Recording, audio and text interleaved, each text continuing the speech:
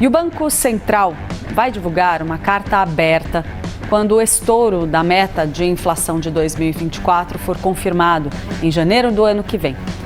Um vídeo do presidente Lula junto com o Galípolo e falando em autonomia, o presidente Lula repetiu essa palavra várias vezes, falando que o Banco Central tem total autonomia, disse ainda que ousava dizer que Galípolo seria o melhor presidente do Banco Central de todos os tempos. R$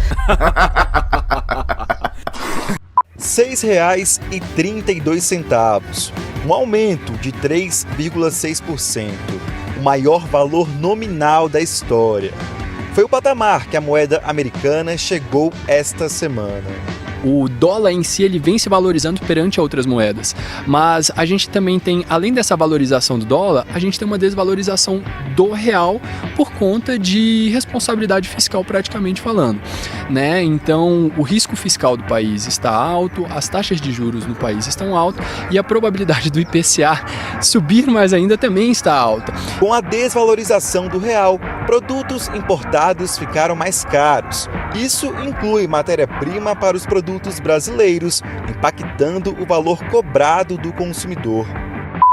Bom, estamos na reta final, né, das aquisições da safra 24/25. As maiores dificuldades, como eu já adiantei, segue sendo para os fosfatados. Então, por conta desses preços elevados, o Brasil tem um atraso nas importações. Então, isso tem causado uma pressão de oferta no mercado interno, preços altos. Então, todo o volume que chegar agora de fosfatados vai ser importante para esse abastecimento aí nessa reta final dessas compras, né? Então, isso tem prejudicado o poder de compra dos agricultores. Os fosfatados realmente vão ser o que mais vai pesar no custo de produção para essa. A gente volta a atenção também para o mercado de ureia para a segunda safra, que é o principal fertilizante utilizado aí principalmente para o milho, né?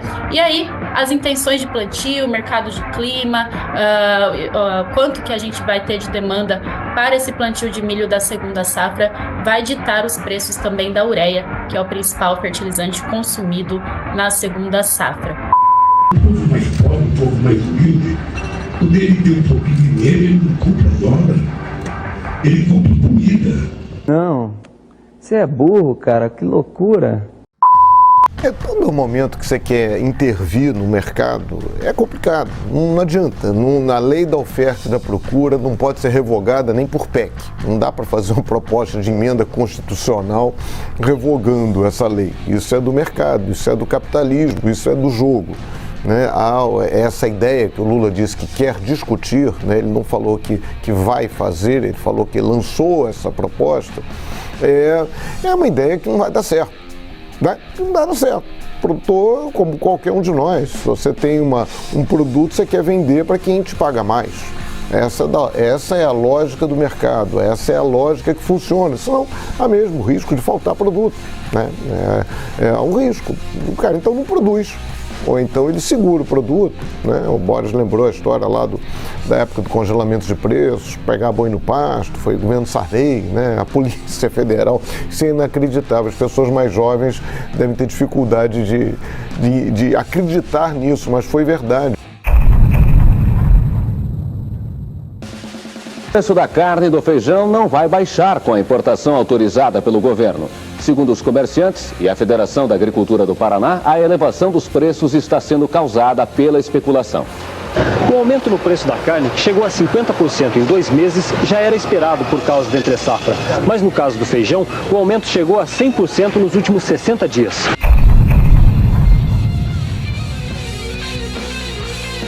Parte de agentes do mercado financeiro. Há contatos conosco falando em especulação. Pode estar vendo, não tô querendo aqui fazer juízo sobre isso. E esses movimentos mais especulativos, eles são coibidos com a intervenção do Tesouro e Banco Central.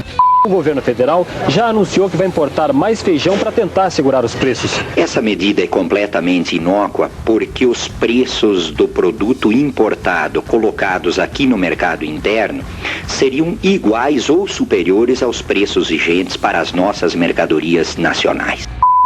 E isso é questão dos estoques reguladores, que é uma discussão importante para o Brasil, porque já no governo Temer começou uma diminuição a Conab, que é a Companhia Nacional de Abastecimento, começou a diminuir os seus estoques, começou a vender até silos. Eu dei uma olhada há pouco nos estoques de alimentos no Brasil, são baixíssimos.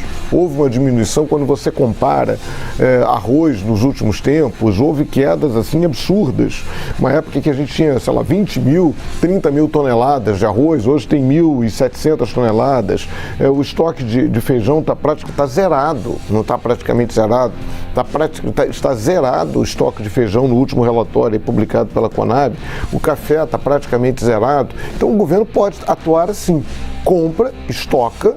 Você tem uma maneira, em momentos em que há um desabastecimento, entre safra, ou então que o preço no exterior ficou muito atraente para o produtor prefere vender para o exterior, o governo tem mecanismos de colocar produto no mercado. Aí é uma discussão mais razoável, é uma questão de segurança alimentar.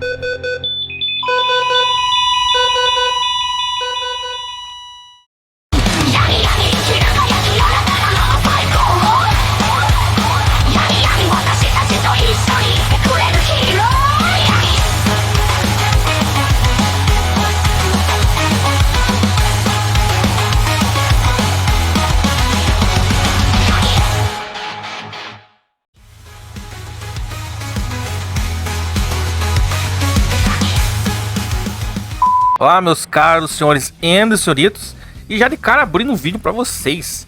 Hoje eu estou gravando no dia do Natal, o Papai Noel trouxe para vocês a cotação do dólar para 6,73, exatamente às 19h43 no dia do Natal. Então, a gente ouve o governo tentando passar pano, mídias totalmente do consórcio estatal.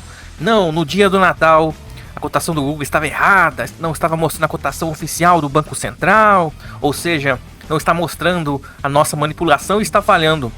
Nos anos atrás, nos anos 80, nos anos 90, anos onde não existiam, por exemplo, as criptomoedas que poderiam ser negociadas 24 horas por dia, ou seja, a verdade 24 horas, não aquela verdade.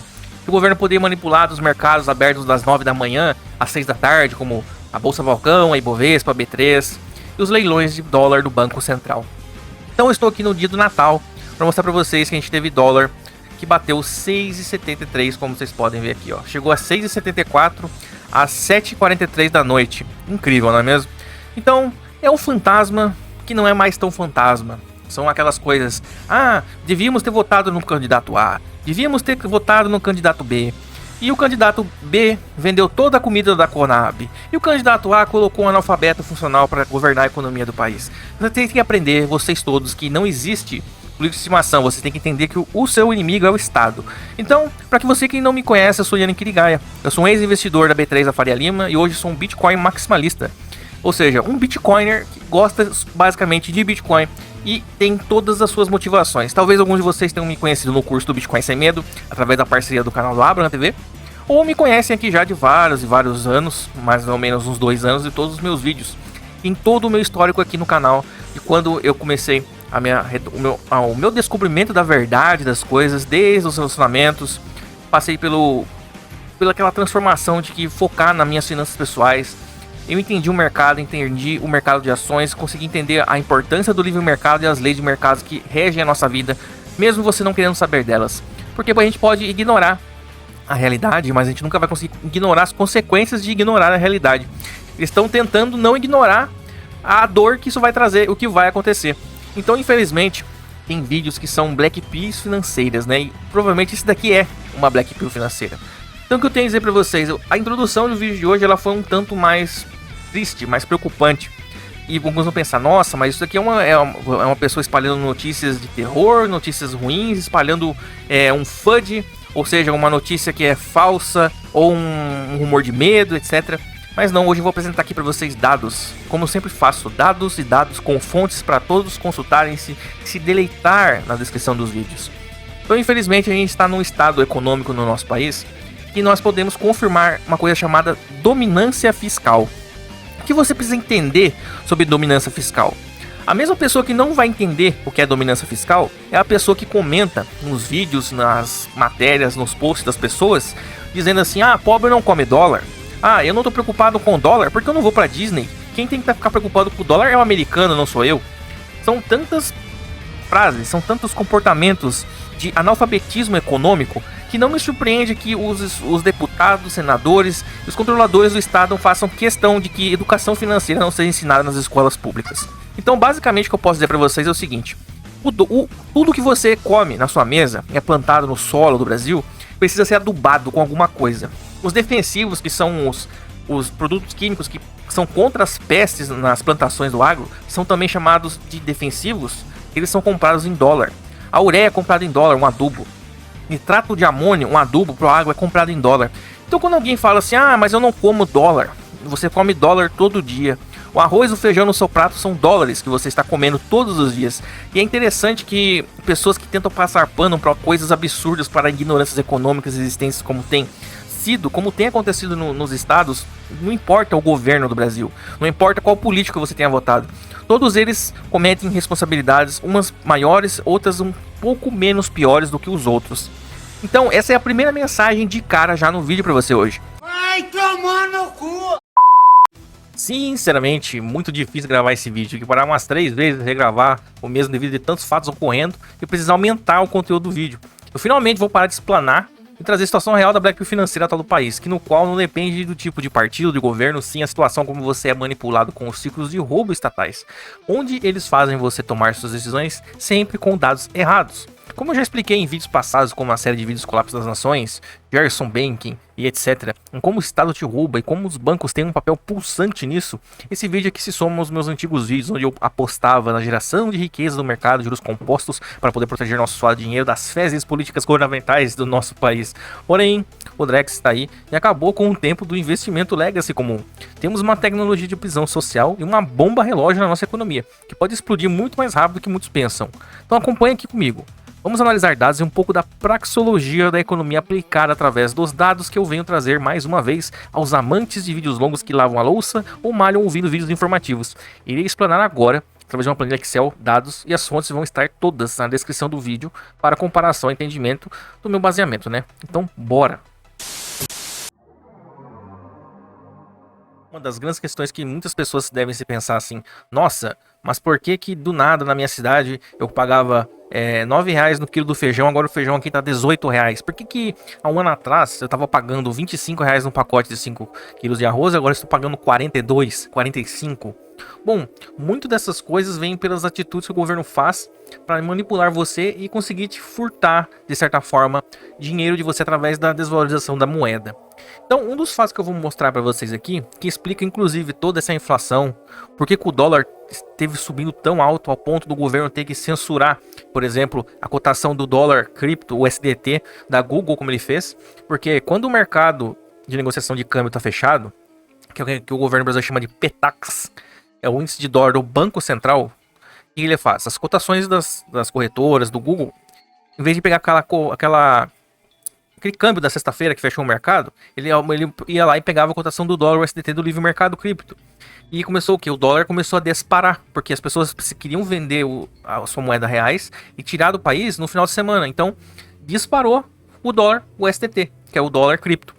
Então o governo começou a falar: não, isso aqui é um bug da Google, isso aqui tá errado, isso aqui, o mercado tá fechado. Lógico, o mercado regulado pelo Estado estava fechado, mas o mercado das pessoas livres 24 horas, que é o mercado de criptomoedas, como o dólar stable com o USDT, estava rolando. Então mostrou a disparidade do governo tentando segurar a taxa de câmbio, fazendo leilões de dólares, que é o quê? Pegar o dólar que o Brasil tem guardado debaixo do colchão para os seus gastos emergenciais, seu comércio internacional, literalmente jogando na mesa, o pessoal levar embora a um preço congelado. Isso daí é um primeiro tipo de tabelamento de preço, que é um sinalizador de problema econômico no país.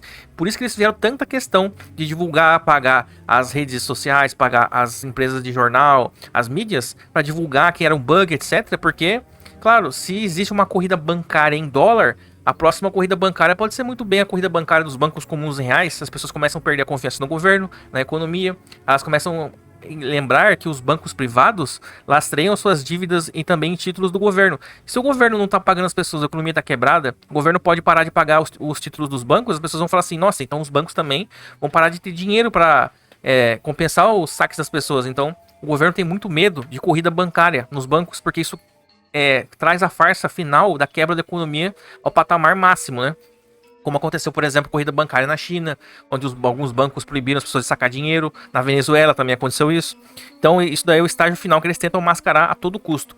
Então, para mascarar o que está acontecendo, uma coisa que é muito feito em o Estado, quando ele está no estágio já que o parasita está maior que o hospedeiro, ele começa a mentir os dados econômicos. Então isso é uma coisa que aconteceu principalmente no governo da Argentina, do governo dos Kirchner, né? Então vamos, por exemplo, aqui, ó, vou mostrar aqui para vocês. O apagão de dados nos anos Kirchner que abalou a credibilidade da Argentina no mundo. Então o governo da Argentina, antes do Milei, ele começou a mentir os dados da inflação, começou a postar dados menores de déficit de dívida. Então, ó, vou ler um pedaço da matéria aqui. Um pesadelo para a credibilidade do país. É assim que autoridades do setor de estatística da Argentina se lembram do período que os governos Néstor e Cristina Kirchner maquiaram números para cumprir sua obstinação em manter a inflação anual em até 10% ao ano. Ou seja, o governo da Argentina, ele também começou a gastar, imprimir dinheiro, pagar os companheiros, amigos, os compadrinhos, né? E começou a mentir os dados de IBGE deles. Eles começaram a mentir a taxa de desemprego. Eles começaram a mentir falando que o país estava crescendo mais do que realmente estava. Às vezes o país nem estava crescendo, ele estava decrescendo. Mas eles tinham que mentir um crescimento e mentir a inflação. Que eles chamam a inflação para os governos que seguem economias keynesianas, que são pró-Estado. Eles têm a filosofia que imprimir dinheiro e aumentar gasto do governo não faz mal para a economia, estimula a economia. De certa forma, eles estão certos, mas eles estão errados no resultado final. Porque, como diziam economistas austríacos, grande parte da economia não é só a geração de riqueza real. Ele também vem da questão da praxeologia. A praxeologia de mercado significa o quê? Fatores emocionais das pessoas também influenciam na economia. Não é só geralmente os dados reais. As expectativas e os sentimentos da ação humana interferem completamente no rumo da economia. Então, os keynesianos, essa parte da economia austríaca, eles utilizam. Porque a manipulação de dados, ele consegue dar fôlego para as políticas fiscais fracassadas e as consequências durante um médio prazo. Então, o mercado ele vive de expectativas. É o mercado financeiro, o mercado de trabalho, o mercado de comércio, tá? Então, a gente vai estar vendo tudo isso daqui, entendeu? Então, quando as coisas começam a dar errado, a primeira coisa a acontecer é os dados começam a ficar, vamos dizer assim, baseados em praticamente uma parte em farsa, tá? Então, a gente volta aqui para a questão do quê? Para a gente falar do PIB, entendeu? O que acontece com o PIB? O PIB, ele pode ser maquiado durante um certo tempo, para estar, vamos dizer assim, escondendo o que está realmente acontecendo. A máquina estatal para que parasita as pessoas que geram riqueza, elas é uma coisa que ela cresce e chega no momento que é tanto favor político, é tanto pessoas que tá com o rabo preso, etc, que precisam ficar se mantendo lá, que o cala-boca começa a ficar muito caro, entendeu? Porque infelizmente o governo democrático, a democracia, ela funciona assim. Você tem que convencer o maior número de pessoas para manter no poder. E o poder, ele é, infelizmente, quando a população tem vamos dizer assim, uma tendência de caráter a querer se aproveitar mais dos outros, vamos dizer assim, quanto mais Lady Gerson existe no país, do Leva Vantagem, mais pessoas desse tipo, com habilidades de persuasão e que vão vender o que as pessoas querem ouvir para se manter no poder, mais delas vão ao poder. Então, o Estado ele cresce por vários motivos, poder, ganância, e isso tudo é contabilizado. Isso é contabilizado nos dados, tá?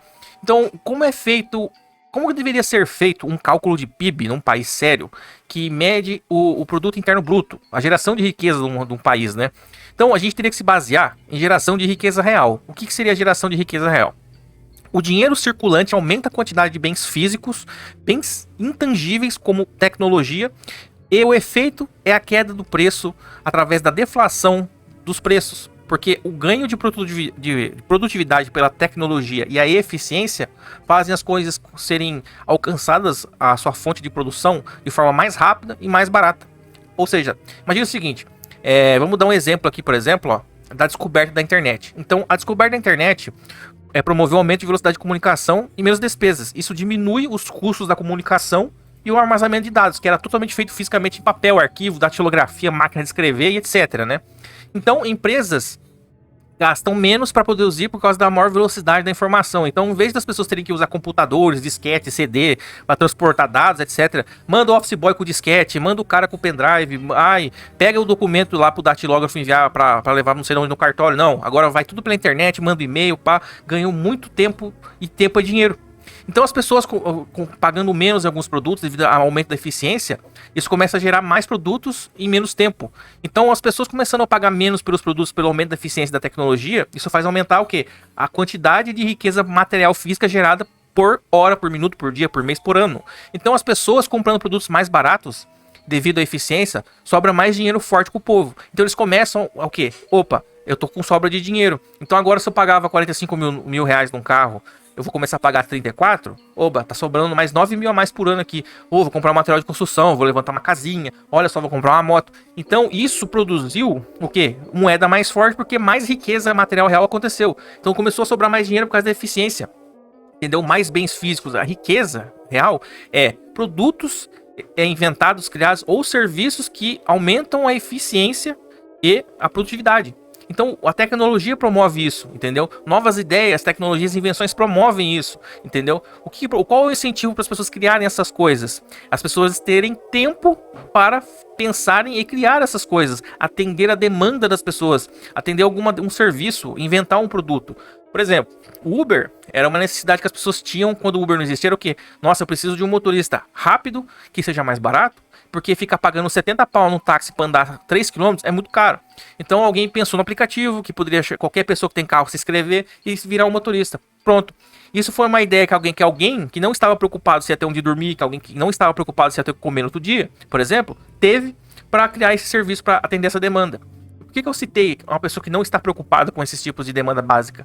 Porque uma economia de um país, quando o país está estável economicamente, as pessoas têm mais tempo para desenvolver ideias. Quanto mais pobre, mais insegurança alimentar, mais insegurança física existe, menos tempo essas pessoas têm livre no dia para se preocupar, para pensar em, por exemplo, empreender, pensar em, por exemplo, literatura, pensar em estudo, etc. Vamos dar um exemplo bem ferrado aqui, o Zimbábue, entendeu? Vamos imaginar o sul da África. As pessoas precisam estar o dia todo procurando um meio de se alimentar, um meio de ganhar um dinheiro, uma coisa. Vamos imaginar então, por exemplo, lá o interior do Pará, aquelas cidades bem sem emprego, bem sem nada, tipo Castelo dos Sonhos. Vamos lá na na Serra Pelada, se não me engano. O cara lá não tem empresa, não tem indústria, não tem emprego. Lá o pessoal tá matando um leão todo dia pra poder comer. O pessoal tá ganhando dinheiro de garimpo ilegal, estão tendo que enfrentar capatazes do pessoal de outra propriedade pra tentar ganhar um dinheiro. Entendeu? Então, tipo, essas situações que pessoas nessa situação não vão ter uma mesinha pra sentar, igual o Coyote do Papalex, fazer um plano do Acme lá, e pensar, nossa, cara, a economia dessa cidade aqui, ó, essas pessoas estão tendo essa demanda aqui, ó. Poxa vida, ninguém não tem oficina mecânica aqui. Pô, eu vou pegar meu dinheiro e vou abrir uma oficina aqui. Não, o cara não vai ter tempo pra isso, o cara não vai ter nem recurso pra isso, entendeu? Então, quanto mais estável tá a economia do lugar, mas as pessoas estão capazes de estar atendendo, pensando, criando serviços, produtos para atender a demanda das pessoas, assim, gerando riquezas reais, como, por exemplo, tecnologia, eficiência de produção, entendeu? Que vai fazer o quê? Baratear os custos e produtos. Então, isso seria um círculo, ou o ciclo, né, também, vamos dizer assim, o círculo de prosperidade e o ciclo de geração de riqueza comum.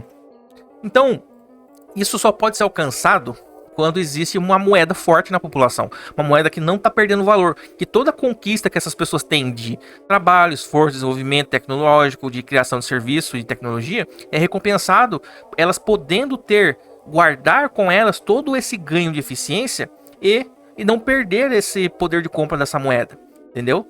Então, para vocês que não entendem, por exemplo, que a impressão de dinheiro causa a desvalorização do dinheiro, esse exemplo aqui da maquiação do PIB, ele vai ajudar você a entender um pouquinho mais como que funciona isso.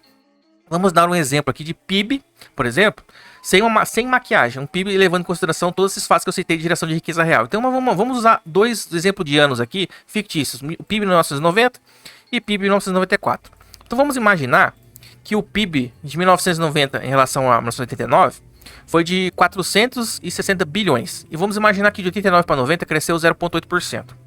Então, imagine que nessa época a base monetária era de quanto? Vamos imaginar que era de 6 trilhões, no caso, né? 6 trilhões de reais.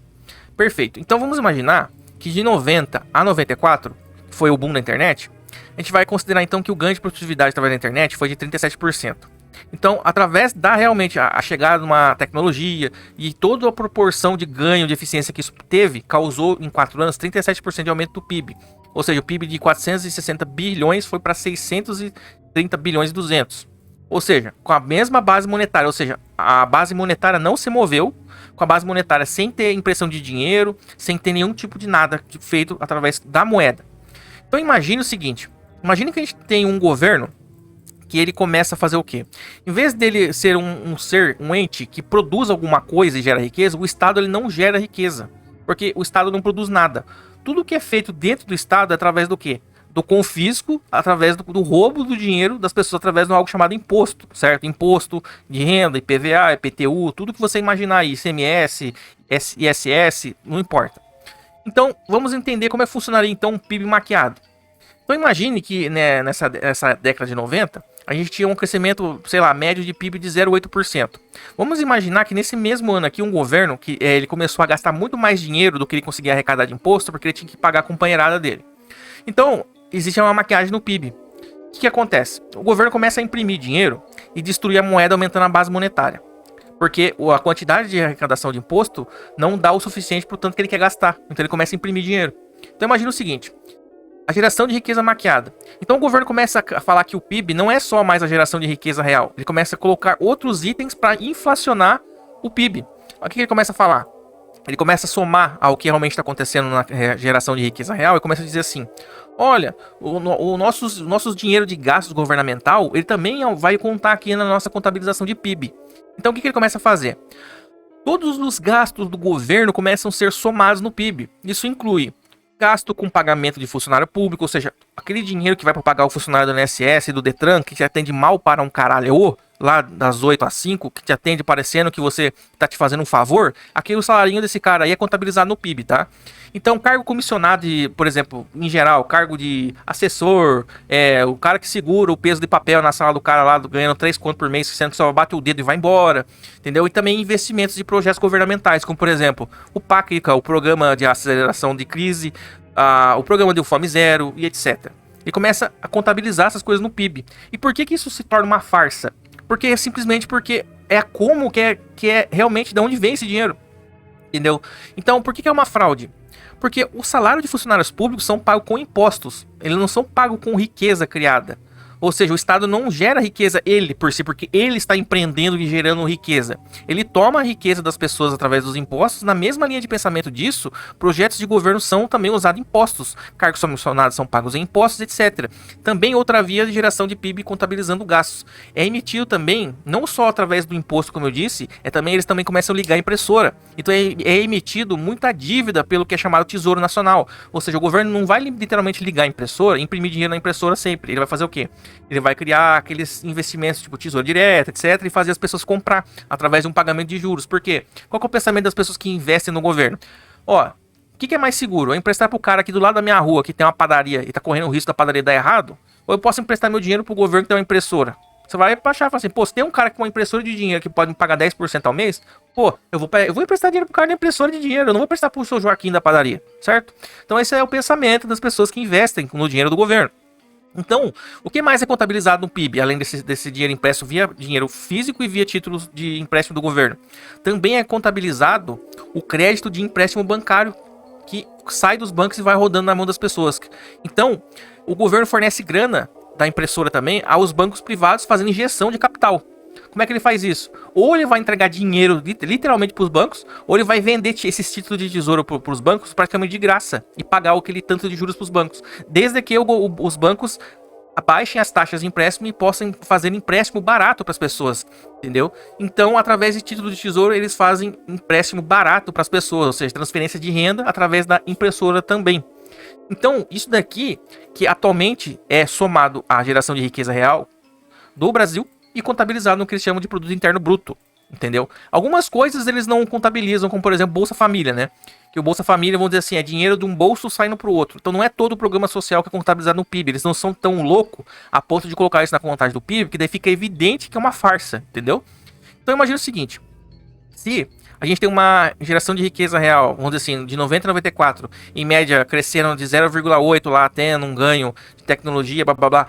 Mas vamos imaginar que esse ganho aqui de 37% de aumento de PIB de 90 a 94 por causa da internet, ocorreu apenas por causa da base monetária estar estacionada e não foi impresso dinheiro. Agora imagine que o governo ele quer gastar mais do que ele arrecada, ele começa a imprimir dívida e fazer toda essa maquiagem do PIB aqui. Aí eu vou te mostrar o que está acontecendo. Então imagine o seguinte, o governo, além dos impostos dele, ele começa a emitir moeda e a imprimir título. A base monetária de 6 trilhões vai para 6 trilhões e meio, ou seja, o governo imprimiu 7,6% de moeda. E ele vai lá e começa a fazer o quê? Aumenta imposto também, ele vai lá e aumenta mais 5% de imposto. Ele vai aumentando vários impostinhos pequenos, bota 0,5 ali, aumenta o cigarro, aumenta a bebida, vamos criar um imposto aí para penalizar as pessoas que fumam. Ele vai aumentando, aumenta imposto de renda para quem ganha mais, e vai. Beleza, ele aumentou ali. Então, 7% da base monetária aumentou o imposto 5%. Às vezes o imposto não vai ser perceptível, porque ele é distribuído geralmente em várias camadas sociais, etc. Mas, com essa impressão de dinheiro e contabilizando salário de funcionário público, etc., o que o governo começa a fazer? Ele quer aumentar o PIB para falar que está crescendo a riqueza. Ele começa a criar bastante concurso público. Ele começa a inventar concurso público para segurador de peso de papel, concurso público para encanador de banheiro infantil. O cara começa a criar assistente de merendeira, entendeu? Inventa um monte de concurso público lá, entendeu? E cria um monte de emprego público. Só que emprego público é pago com o quê? É pago com imposto. Ou vai ser pago com imposto, ou vai ser pago com a impressora. Então o governo vai criar também, ele vai criar um monte de emprego que não gera riqueza real. Eles vão falar assim, mas essas pessoas estão prestando serviços para a sociedade está ganhando riqueza porque são mais pessoas prestando serviço. Tá, beleza, jovem, vamos dizer, você se formou em economia com a Haddad, né? Beleza, você tá inventando emprego para as pessoas, mas você tá pagando com dinheiro das pessoas que estão gerando riqueza real. Ou seja, está arrancando mais dinheiro de imposto das pessoas que estão gerando riqueza real para pessoas que estão prestando algum tipo de serviço intelectual, algum tipo de serviço, vamos dizer, que não vai diretamente contribuir em geração de riqueza real. Ou seja, você está inflacionando dados com isso, entendeu? Porque se o funcionário público é pago com imposto ou é pago com a impressora, você vai precisar do quê? Ou você precisa aumentar o imposto para pagar esse cara, ou você vai ter que fazer as pessoas que geram riqueza de verdade gerar mais riqueza. Mas aí você entra no problema. Como é que você vai fazer as pessoas que têm empresa, que geram riqueza real, conseguir gerar mais riqueza se você está fazendo duas coisas que impedem eles de produzir? Que é o quê? Aumentando imposto e destruindo a moeda. Aí não tem como, a conta não bate, a balança desequilibra. Não existe milagre, não existe como isso acontecer. Então o que acontece? Se o governo aumenta a base monetária em 7% para 6 trilhões e meio, e aumentou o imposto aqui, por exemplo, o que ele vai mostrar para você? Nossa, olha só, o nosso PIB aqui... levando em consideração, exemplo, esse PIB de 94. Nossa, o PIB de 636 bilhões. Nossa, aqui no nosso governo, o nosso PIB foi para 710 bilhões. A gente teve um crescimento de PIB exponencial, um milagre econômico. Aí, em vez do PIB crescer 0,8, o PIB cresceu 12%. É tipo literalmente o crescimento de PIB, igual aconteceu no governo militar. E o interessante é vocês entenderem isso aqui. Aquele tal milagre econômico do governo militar foi basicamente feito dessa forma aqui. Foi feito através de expansão de gastos. Então, quando o governo militar construiu estrada, se não me engano, foi na época do governo militar, para alguém me corrija aí, para não ser eu estiver falando besteira, acho que Itaipu foi construída na época do governo militar, foi tudo na base de geração de dívida, impressão de dinheiro e título público. Aí acontece os tais milagres econômicos. Aí aquele governo vai ficar com esse, nossa, o Brasil cresceu demais no meu governo, nunca mais aconteceu isso. Isso aqui, geralmente, são políticas econômicas baseadas em farsa que funcionam só no curto prazo. Então, o que acontece?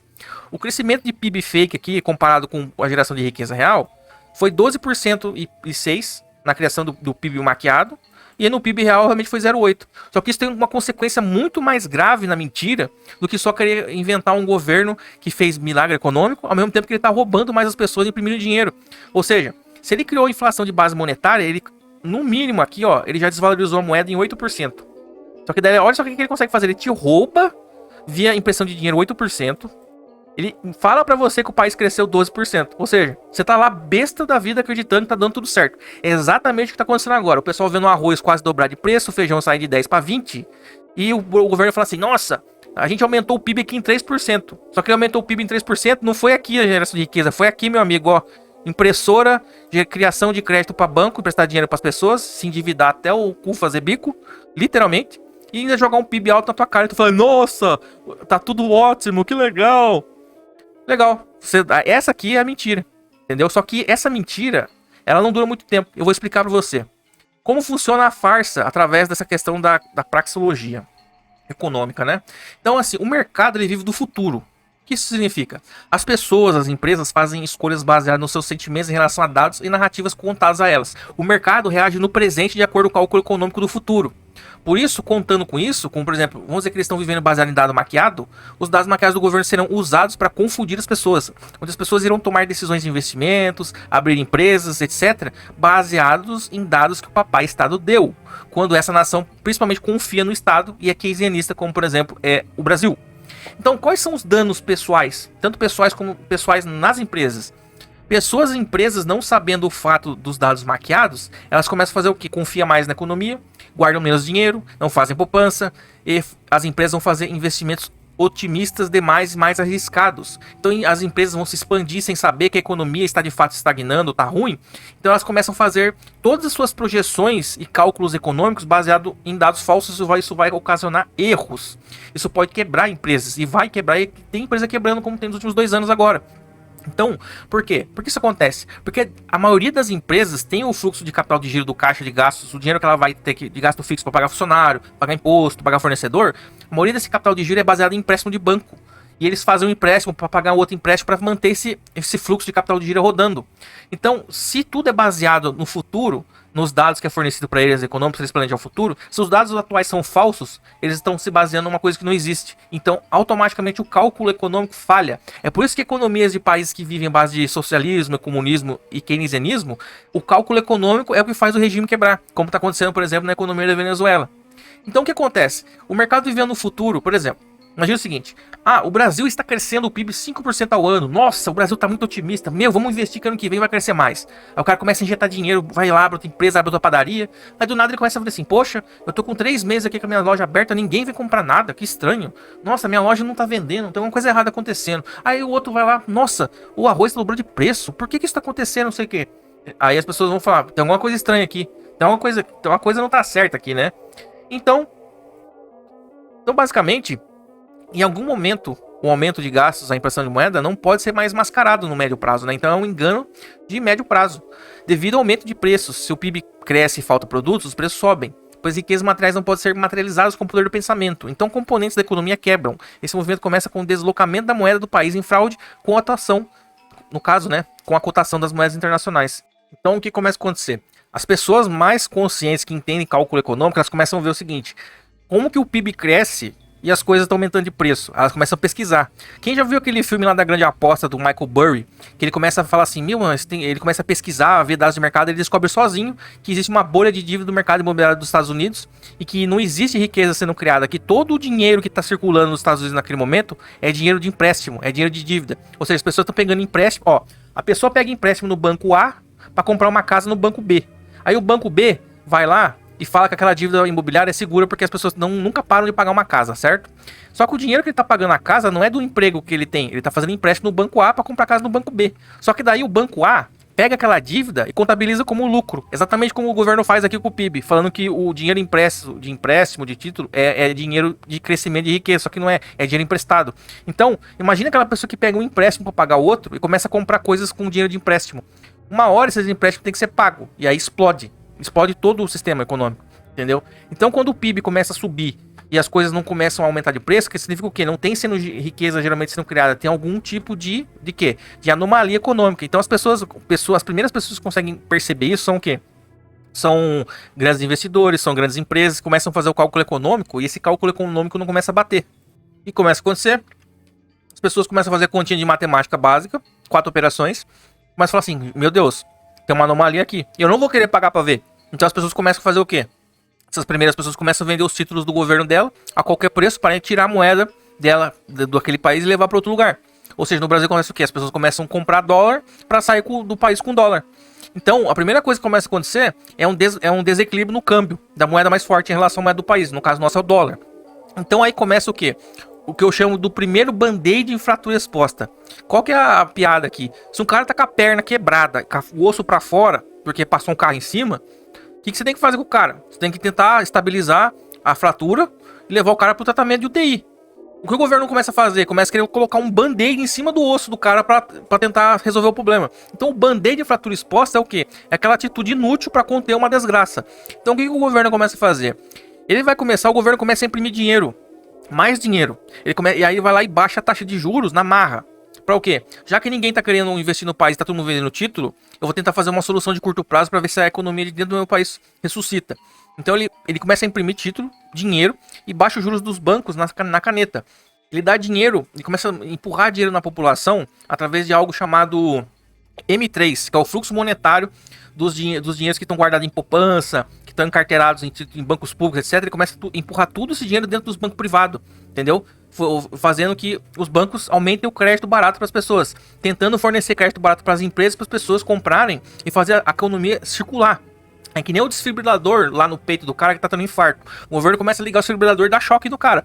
Ô, economia, vamos aí, reage. E ele começa a fazer isso. Isso geralmente é a última tentativa de respiro antes da queda da farsa.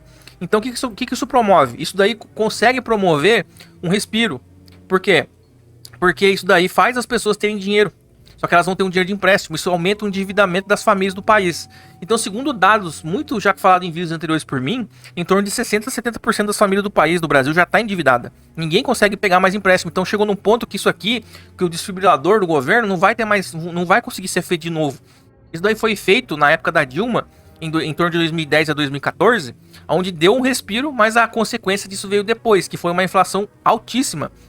Por quê? Porque foi entregue dinheiro de impressora através de título e empréstimo de banco para as pessoas. Que foi aquele programa lá que o governo fez, anterior da Dilma, né? Abaixar o IPI dos impostos de linha branca, para as pessoas consumir comprando geladeira, comprando fogão, comprando não sei o que, carro. Aí depois, quando teve que todo mundo pagar os empréstimos, todo mundo quebrou, começou a falir, devendo para tudo quanto é lugar. Teve que vender o carro que comprou, teve que começar a vender as coisas que tinha para pagar a dívida. Concorda?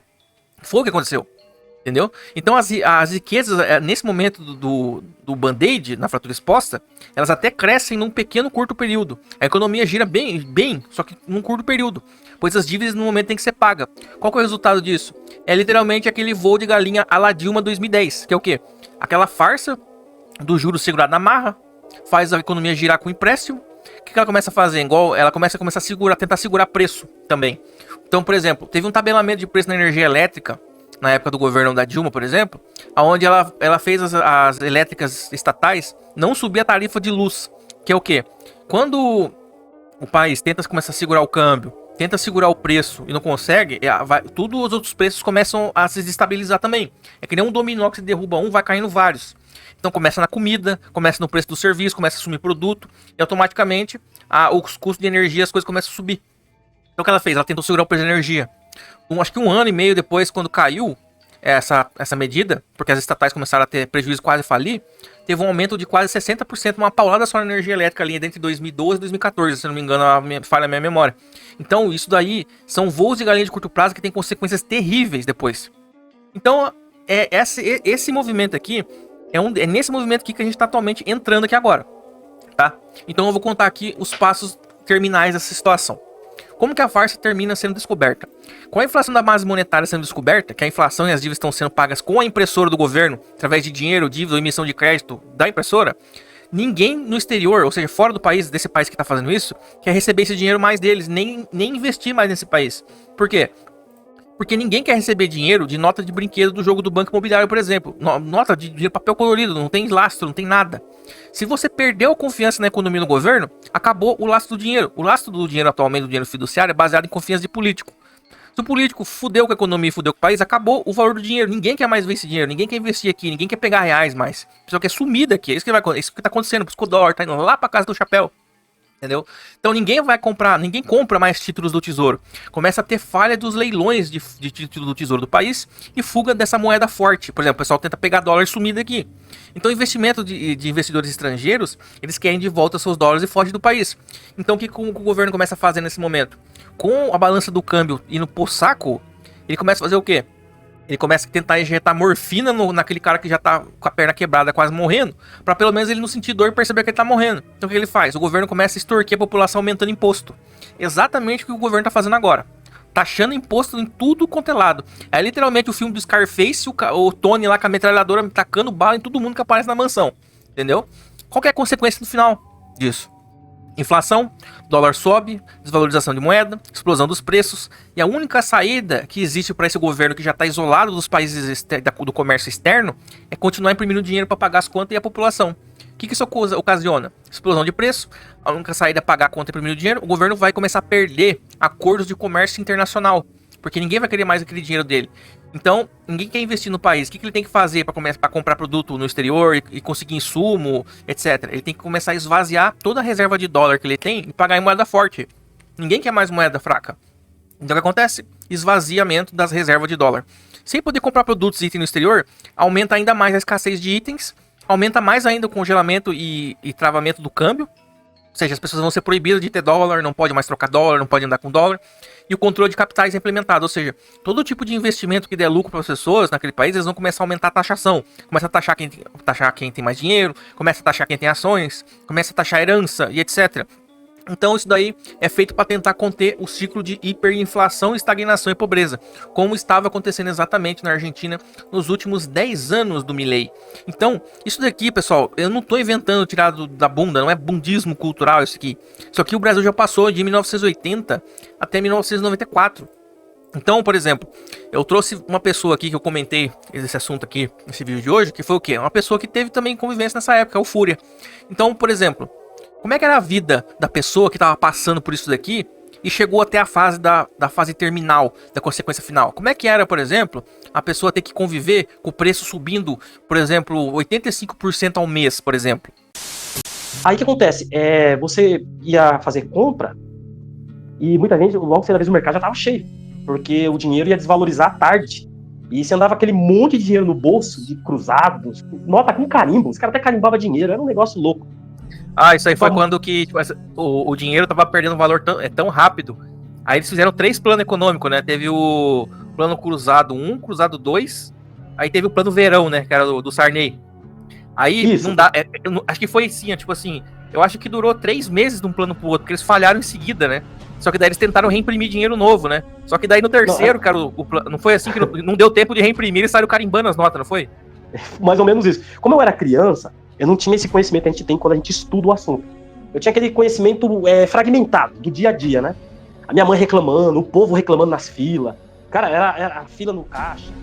8h30 da manhã, na porta do supermercado, muita gente já espera a hora de entrar. Muita atenção na porta. 9 horas, é dada a largada.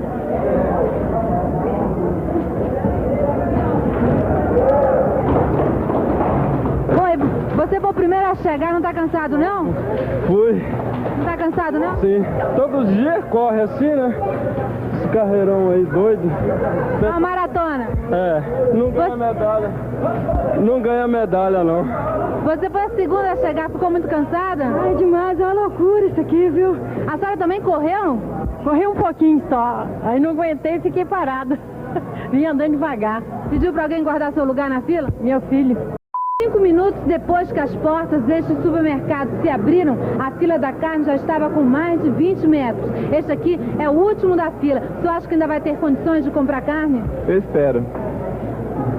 Você não teve condições de correr, pegar o primeiro lugar da fila? Não tem preocupação não, porque todo dia é assim mesmo.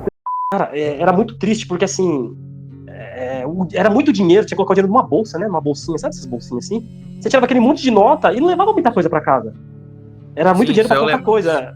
Era muito angustiante.